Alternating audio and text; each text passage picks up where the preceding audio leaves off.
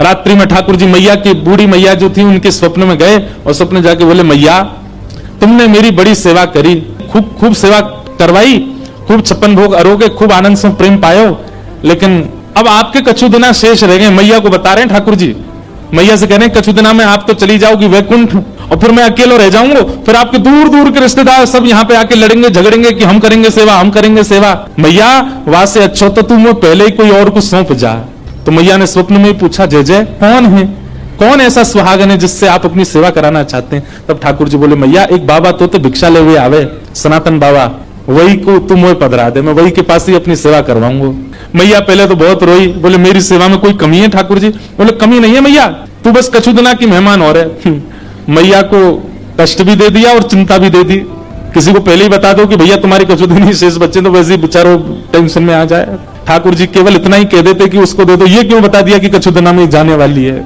मैया को पहले चिंता हुई, बाद में मैया ने विचार किया कि ठाकुर जी सही कह रहे हैं, अगर मैं किसी को नहीं देके जाऊंगी तो रिश्तेदारों की नजर तो गड़ी है, क्योंकि दर्शनार्थी आते हैं, चढ़ावा चढ़ता है, और उस चढ़ावे के लोभ में कहीं ठाकुर जी को कहीं गलत स्थान पर ना ले जाया जाए। तो अगले दिन मैया ने श्रृंगार किया, भोग लगाया, इतने में बाहर सनातन गोस्वामी आ गए थे भिक्षा लेने।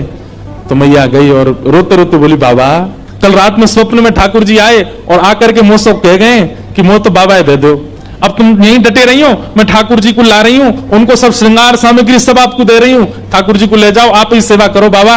सनातन गोस्वामी बोले, मैया मैया रुको रुको रुको रुको, हमको श्रृंगार करना नहीं आता, हम केवल नाम जप करना जानते हैं, राधे कृष्ण कृष्ण कृष्ण राधे राधे, 20 घंटा यही करवाओ हमसे। सनातन गोस्वामी बोले, दूसरी बात, सेवा तो सौभाग्य मेरे पास ठाकुर जी आएंगे, पर आपका इतना सुंदर भवन, इतनी बढ़िया व्यवस्था, मैं तो छोटी सी कुटिया में रहता हूं और जमुना जी में बाढ़ आ जाती है तो मेरी कुटिया तो भय और जाती है, उसमें ठाकुर जी को कहां विराजमान करूंगा, मेरे यहाँ कोई महल नहीं है। और तीसरी बात मैया, मैं तो 20 घंटा आंख बंद करके ध्यान में रहता हूं, आपके ठाकुर को तो सवेरे उठाना पड़े, बाल भोग लगाओ, फिर राज भोग लगाओ, फिर ब्यारू भोग लगाओ, फिर श्रम भोग लगाओ, 8 बार तो ये भोजन करते हैं, मैं किस करूंगा इनकी सेवा? अच्छा मुझे करने में दिक्कत नहीं, मैं तो देखो 4 घंटा ही नियम से बाहर रहता हूं, उसमें ही सेवा कर पाऊंगा, इनसे पूछ लो ये राजी है कि नहीं, व्यवस्थाएं ऐसी है मेरे यहाँ, रह पाएंगे कि नहीं?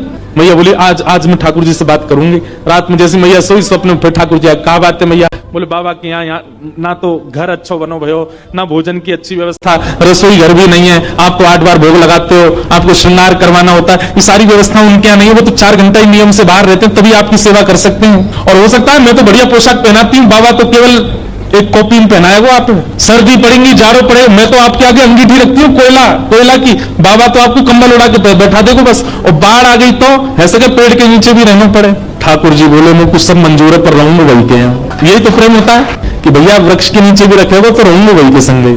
दूसरे दिन मैया के यहाँ जैसे सनातन गोस्वामी आए, मैया तो अपने ठाकुर जी गोद में लेके आई, बोले, बाबा आपकी सारी शर्तें हमारे ठाकुर जी को मंजूर है, रहेंगे आपके पास से। बाबा बोले, अच्छा लाओ दो। अब नेत्रों में आंसू भर रहे हैं कि बताओ, मैं नहीं चाह रहा हूं, ठाकुर जी खुद आ रहे हैं मेरे पास, ये मेरे भजन का बल है। अपने हृदय से लगा करके श्री मदन मोहन लाल जी को लेकर के आए, नेत्रों से अविरल अश्रुधार गिरते जा रहे हैं। ठाकुर जी झोंपड़ी से महलों में जाते हुए लोगों को देखा, पर महल से झोंपड़ी में आते पहली बार देख रहा हूं। चौकी भी नहीं है एक बैठाने के लिए, नीचे फर्श पे ही गोबर का ऊंचा सा एक बना दिया चौकटा, उसी पे बैठा दिए ठाकुर जी। सनातन गोस्वामी के हाथ पैर कांप रहे हैं, कहीं ठाकुर जी को कोई दिक्कत नहीं हो जाए, जल की व्यवस्था कर दी। अब बोले, क्या भोग लगाऊं, मुझे तो सब्जियां भी बनानी नहीं आती, मैं तो आटा लेके आता हूं, यमुना जल में मार करके मोटा सा आटा टिक्कर बना करके और रज में भीतर धर देता हूं, 2-2 दिन में उसी में से निकाल के पाता रहता हूं, इनका कैसे भोग लगाऊं मैं? सनातन गोस्वामी जाते और जाकर के आटा लेके आते, आटे में यमुना जल डाल के, ना नमक डालते ना कुछ, उसको मार के खूब मोटा टिक्कर बनाते, उसको बढ़िया कंडों में उपलों में सेक करके टिक्कर बन जाता, वही ठाकुर जी के आगे धर देते। जय जय जय पाऊं मैं तो। कहां 5 प्रकार की सब्जी, 3 प्रकार के मिष्ठान, 2 प्रकार की नमकीन और 2-2 प्रकार की रोटी पाने वाले ठाकुर जी अचानक से टिक्कर पे आ गए। 4 दिन तक ठाकुर जी का टिक्करों का ही भोग लगा, और उसमें भी सनातन गोस्वामी ठाकुर जी को उठाते, भोग लगाते, फिर सुला देते, और फिर अगला भोग 24 घंटा बाद लगे वो। 4 दिन बाद ठाकुर जी सनातन गोस्वामी के ध्यान में आए, नेत्र बंद करके जप कर रहे थे। जैसे ठाकुर जी आए, जय जय, आपकी सेवा बढ़िया चल रही है, कोई दिक्कत तो नहीं है, आप सुखी हो, आप आनंद में हो? ठाकुर जी बोले, हाँ है तो सब बढ़िया, कोई आनंद, कोई दुखी नहीं है। जय जय, आपकी आवाज ऐसी काहे को लग रही है, बहुत दबी दबी सी?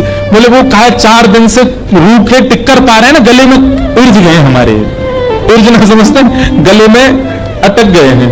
अरे जय जय, मैं कहा आज्ञा करो। और नेक नेक नेक वहां में जो है का नमक डाल दे करो आटे में, नमक डाल के फिर जल से मार दिया करो, थोड़ा तो नेक स्वाद आ जाएगा उसमें। सनातन गोस्वामी बोले पिछले 40 साल से तो मैं केवल आटा ही पा रहा हूं, मैं नमक तो भी डाला नहीं, पर आपकी आज्ञा कल से नमक लाऊंगा। भिक्षा लेने गए, आटा लिया तो आटा दे करके बेचारी मैया तो चली गई भीतर। सनातन गोस्वामी सुनो थोड़ा नमक और दे दो। मैया बोली आ गया चटोरा घर पे, अभी तो नमक की क्या चले, अभी देखना क्या क्या आएगा तुम्हारे यहाँ। अब तो महाराज नमक लेकर के गए, जाकर के आटा में बोर के ठाकुर जी को पवाए, और 4 दिन 5 दिन तक ठाकुर जी बढ़िया, अब तो टिक्कर में नमक है पाते हैं। 4-5 दिन बाद ठाकुर जी फिरते ध्यान में आ गए और खांसते भय आए। सनातन गोस्वामी बोले जय जय, जाड़ो लग गो आपको, ठंड लग गई है? नहीं नहीं जाड़ा ठंड तो नहीं लगी है, पर भैया देखो बहुत बढ़िया लग रहा है, हमको कोई दिक्कत नहीं है, बहुत प्रसन्न है, 24 घंटा में एक बार भोजन मिलता है, प्योर डाइटिंग चल रही है हमारी। लेकिन भाई आटा जो है ना ये पेट में जाता है, जगह जगह चिपक जाता है, इसलिए उसमें घी लगाया जाता है ताकि सब जगह से बढ़िया प्रेम से निकल जाए। नेक घी लगा दे करो वहां में रोटी में। ठाकुर जी मेरे पास घी कहां से आया, लेकिन मैं कोई नहीं भिक्षा में लेके आऊंगा। भिक्षा लेने गए, आटा लेके आए, नमक लेके आए, मैया से मैया नेक्स्ट से घी दे दो, घी का एक सुंदर डिब्बा दे दिया। आप तो महाराज टिक्कर बनते हैं उसमें घी और लगता है। अच्छा सनातन गोस्वामी तो पिछले 40 साल से साधारण पाते थे, लेकिन अब भी पाते हैं तो उनको कहते हैं भाई स्वाद तो है, आनंद तो आ रहा है, और फिर चिंता होती है कि कहीं ऐसा नहीं हो मेरी जीभ चटोरी हो जाए इनके चक्कर में। अब वो घी लगा के पान लगे, 5-6 दिन की सेवा हुई, ठाकुर जी फिर आ गए और ध्यान में आकर के सनातन गोस्वामी जय जय सब आनंद, कोई दिक्कत तो नहीं, सब बहुत बढ़िया है। तो बोले फिर बोले जब आप जाते हो भिक्षा लेने, आटा भी लाते हो, नमक भी लाते हो, घी तो है ही है, एक आलू भी ले आया करो, और जब टिक्कर सेकते हो तो उसमें जो धीमी धीमी आंच रहती है उसमें आलू डाल दिया करो, वो आलू भून जाएंगे, भून के उनके छिलका अलग करके मीड़ के उसमें नमक डाल करके दे दिया करो। सनातन गोस्वामी बोले फिर 6 दिन बाद कहोगे नींबू भी ले आओ, फिर कहोगे चीनी भी ले आओ, फिर कहोगे मालपुआ बनाओ, अब कहोगे फिर रसगुल्ला बनाओ। ठाकुर जी आप चलो आपको वापस नहीं छोड़ के आऊं महलों में। और महाराज जैसे ही ठाकुर जी गोद में उठाए वापस ले जाने के लिए प्रत्यक्ष श्याम सुंदर प्रकट हो गए और लिपट गए, और मदन मोहन जी प्रकट होकर के बोले मैं रूखी रोटी में ही राजी हूं, रहूंगा तुम्हारे पास से, जाऊंगा नहीं ऐसे, यहीं रहूंगा। हाँ हाँ